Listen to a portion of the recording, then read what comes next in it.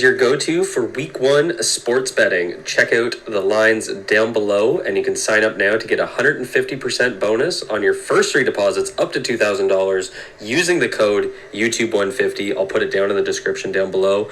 Thank you to BetUS for sponsoring this video.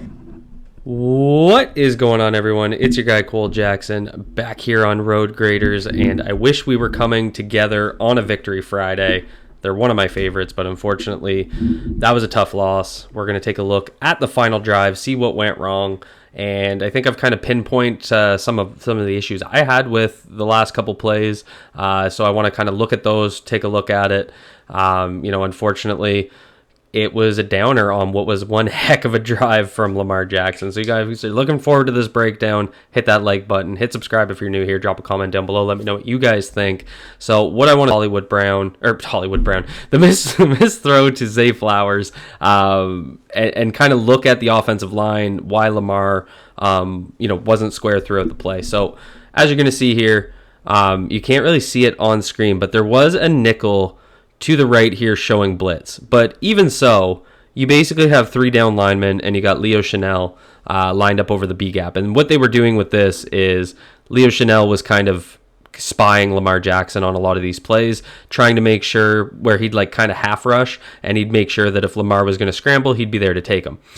The big thing about this and the context people need to have is Lamar can't scramble in this situation because they had no timeouts left. There was 10 seconds left after they finally, had that missed incompletion to Isaiah Likely. So the scramble isn't coming into play. The defense is going to play it that way, right? They're not going to, if Lamar starts to roll out, the whole defense isn't going to commit to him because he has to get 10 yards across the end zone. So what we want to see here is as the ball snaps, you're going to watch the offensive line, and everybody is going to slide to the left. So everybody is going to take that hard step to the left, and Justice Hill is going to come down and be one-on-one with Chris Jones. So now you have 3 players here, one of which has been spying the whole drive, not rushing. So you got double team here and a double team here, but you're asking your running back to block their best defensive lineman. Now, I know Chris Jones was gassed. He's also 300 pounds. So, I've seen the argument out there that they wanted, basically right here. So he's going to come up and he's not going to be as agile, right? He's got to basically power rush. So he's going to do that, and it's going to create the step up lane. And that's fine. But if we're going to do that, and really the focus here is Lamar's shoulder.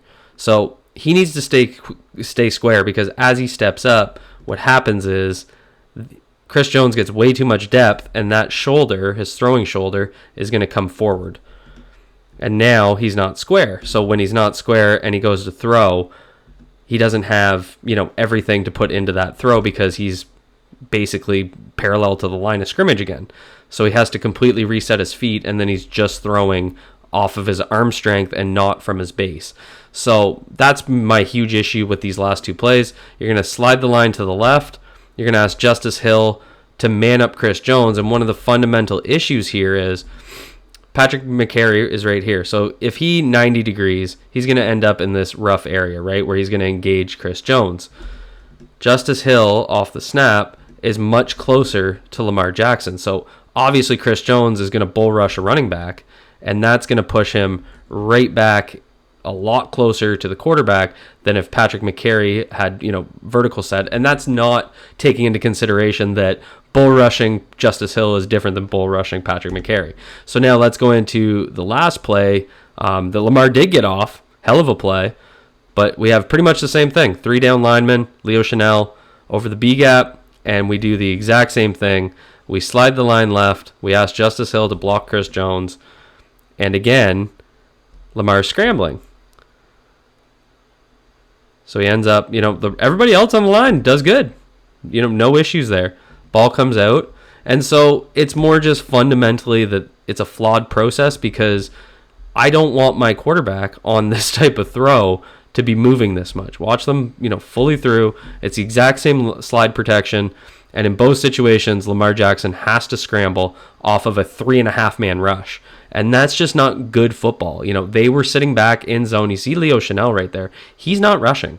So, having Lamar Jackson have to do a 360, maybe he's able to get that ball out quicker. So what I wanted to do is go back to the Rashad Bateman completion, take a look at the 2 plays that led up to this, and, look at what the line did differently, because Chris Jones was this first play on the Rashad Bateman completion. Chris Jones, that the broadcast showed him on the bench. That's George Karlaftis in there.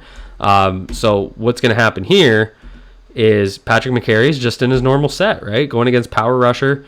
Justice Hill's going to give that protection inside. The line handles the business up front. Lamar's standing strong. He's going to step up right there. And we'll switch to the end zone. That was a hell of a catch by Bateman. And just the read here. So they're going to basically be, corner thinks he has that cover 2 look here from the 2 safeties. That's the only empty spot on the field. And Lamar just sees it and just throws an absolute dot and a hell of a catch by Rashad Bateman. So let's look at the end zone angle to see what looks different. So as it gets snapped, you got 4 down linemen. You're going to get 1 dropping out. 97 is going to drop out. Justin Reed's going to come. And so the difference here, and this is what I mean, Patrick McCarry, look how much further he's stepping out from Justice Hill. There's a huge gap as he's going to be able to attack him here. So as the punch comes, Lamar still needs to step up, but there's that back shoulder, right? He's able to stay in his throwing base. And let's just take a second to appreciate Rashad Bateman making his 2nd catch of the game.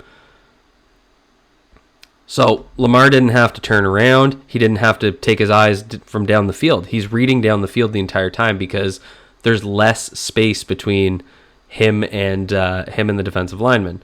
Now we get into another situation. You got Karlaftis. Chris Jones is back out there. You can see him gassed. He's going to come off. He's basically lined up as a 4-tech. And this was the Isaiah Likely incompletion.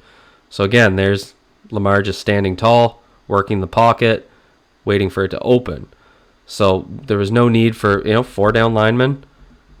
And again, there's that time. Oh, Jones isn't back on. That isn't Jones.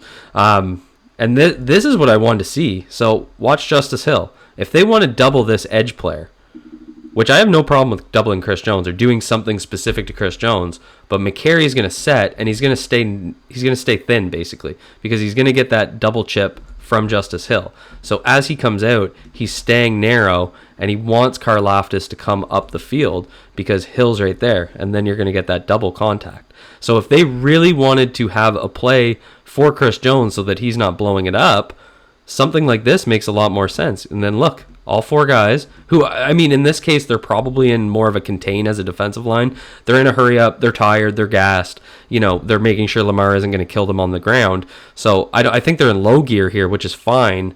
But you can just see the difference in Lamar scanning and just so damn close. So then we get back into, this is the 3rd play, the play we started on. You're going to see the line shift to the left. Justice Hill step up. Zay, who I'm not going to call Hollywood Brown ever again. And the issue here is it just took time for him to develop, right? So he's going to come up in the seam, and then he's going to break open right in between the 2 safeties. And the Chiefs are just in zone here. And this becomes basically the only area to attack. But as Zay cuts, so right here, Zay's going to cut right here. You can see him starting to bend. And this is exactly when Justice Hill is pushing up to Lamar. So Lamar has to alter his body mostly because of the distance between the block that Justice Hill is making and where Chris Jones is. So he's, Zay breaks open. He's got all this space, but Lamar had to spend that time stepping up in the pocket. And then he ends up just missing the throw. Now, he did say in the post game that he was looking at Bateman. Bateman kind of cuts up here, cuts into triple coverage based on where they are, because that safety comes off as Bateman comes up. You can see him start to stop because he's basically passing the coverage.